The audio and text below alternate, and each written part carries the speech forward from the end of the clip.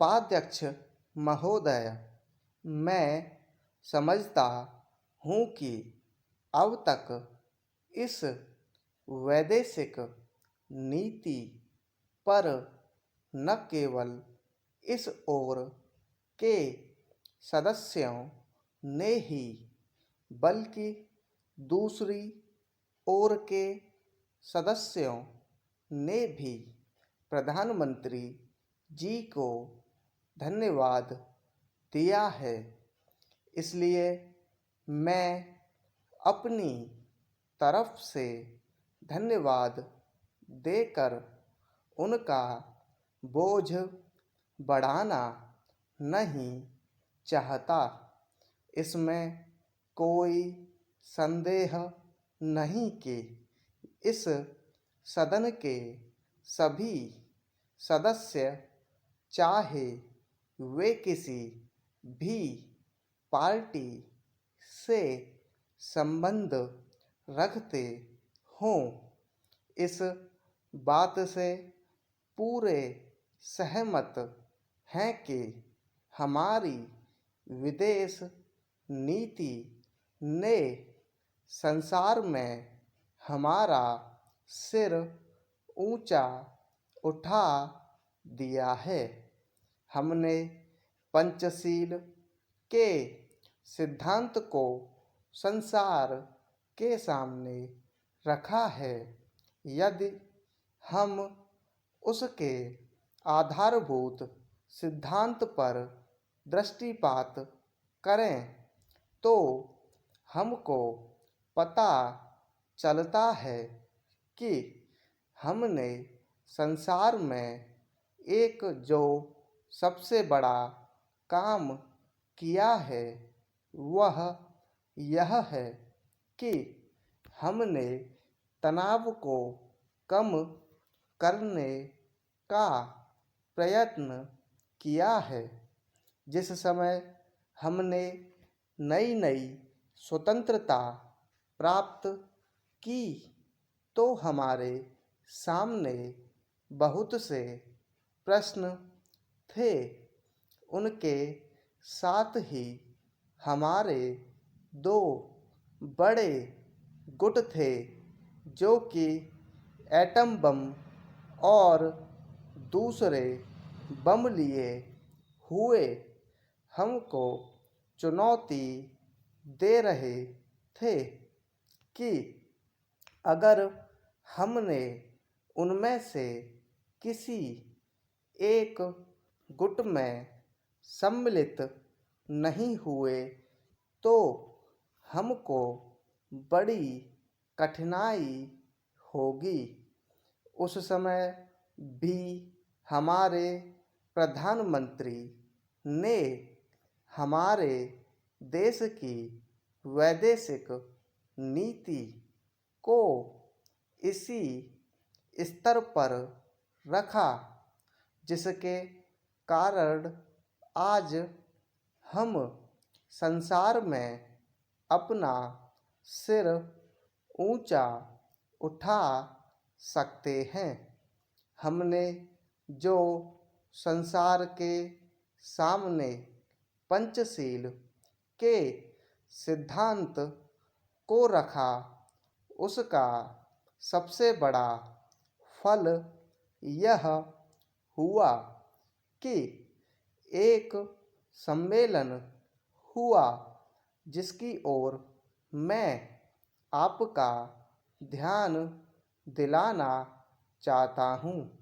इस सम्मेलन में बड़े उत्साह के साथ संसार के 29 राष्ट्रों ने जो कि एशिया और अफ्रीका से संबंध रखते थे यह घोषणा की कि हम संसार में तनाव कम करना चाहते हैं और साथ ही हम यह चाहते हैं कि संसार में जो विभिन्न सामाजिक और आर्थिक नीतियां हैं वे साथ साथ चल सकें। हमारी वैदेशिक नीति में जो सबसे महत्वपूर्ण चीज़ है वह है सह अस्तित्व की भावना। उसी भावना के फलस्वरूप हम देखते हैं कि आज कोरिया का युद्ध नहीं हुआ, जो कि एक तीसरे विश्व युद्ध के रूप में परिवर्तित हो सकता है। हमारी इस नीति के कारण हमारे अमरीकी मित्र हमसे कुछ अप्रसन्न भी हो गए, लेकिन यदि हम ऐसा न करते तो आज संसार को तीसरा युद्ध देखना पड़ता। मैं बहुत ज़्यादा समय नहीं लूँगा, थोड़ा ही लूँगा।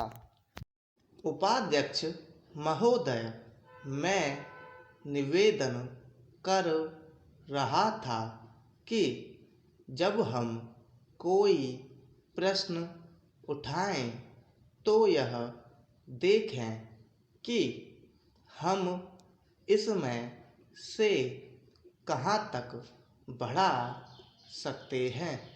किसी चीज़ का मूल्य क्या हो, महंगी पड़े या सस्ती पड़े, इसको हमें विशेष नहीं देखना है।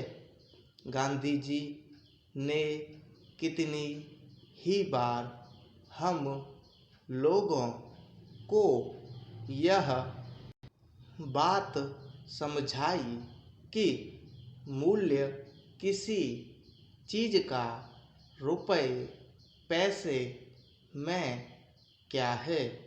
यह कोई महत्व की बात नहीं है।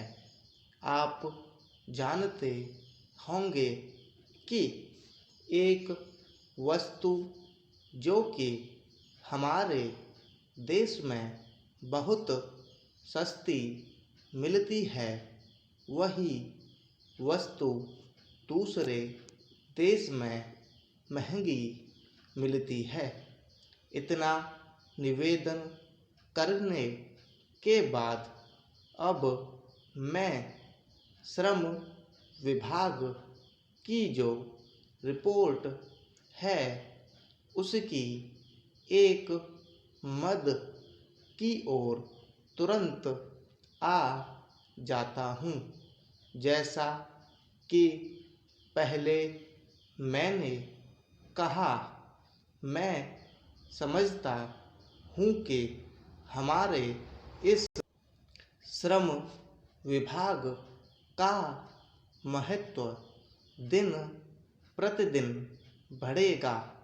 बहुत से प्रश्न हैं जिनकी तरफ आपका ध्यान भी नहीं है। उन प्रश्नों को आपको लेना पड़ेगा। आज आपका श्रम विभाग अधिकतर औद्योगिक श्रमिकों की ओर ध्यान दे रहा है। अभी हमारे माननीय सदस्य ने जो खेतीहर मजदूरों की दशा सुधारने की ओर भी आपका ध्यान दिलाया था और बतलाया था कि आज उनकी कैसी खराब हालत हो रही है। मैं उनसे पूरी तरह सहमत हूँ। हमारी सरकार का ध्यान देहाती श्रमिकों की ओर नहीं गया है। उनकी बड़ी बुरी हालत है। आपने उनकी दशा सुधारने के लिए क्या किया है? मैं पूछना चाहता हूँ कि जो लाखों और करोड़ों आदमी देहातों में बेकार बैठे हुए हैं, उनको मजदूरी और काम दिलाने के लिए आप क्या कर रहे हैं? करीब 7 लाख आदमी नौकरियों के लिए प्रार्थी हैं।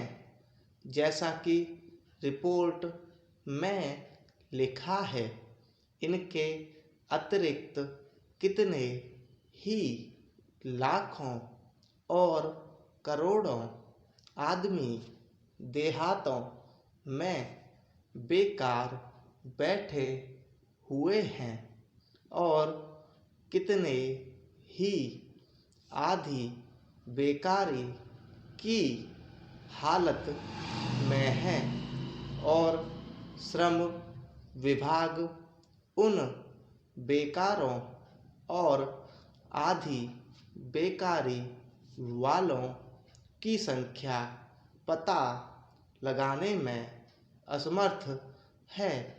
उनकी संख्या हमको कहीं नहीं मिलती है। मेरा निवेदन यह है कि हमारे देश में बेकारी बहुत अधिक है। जितना अधिक हम बेकारी को दूर कर सकें, उतना ही अधिक हम अपने देश और समाज को सुखी बनाएंगे। इस कार्य में आपका और आपके विभाग का दायित्व बहुत अधिक है। जो भी नया काम आरंभ होता है, उसका दायित्व श्रम विभाग पर रहता है। धन जनता की भलाई के लिए खर्च होना चाहिए।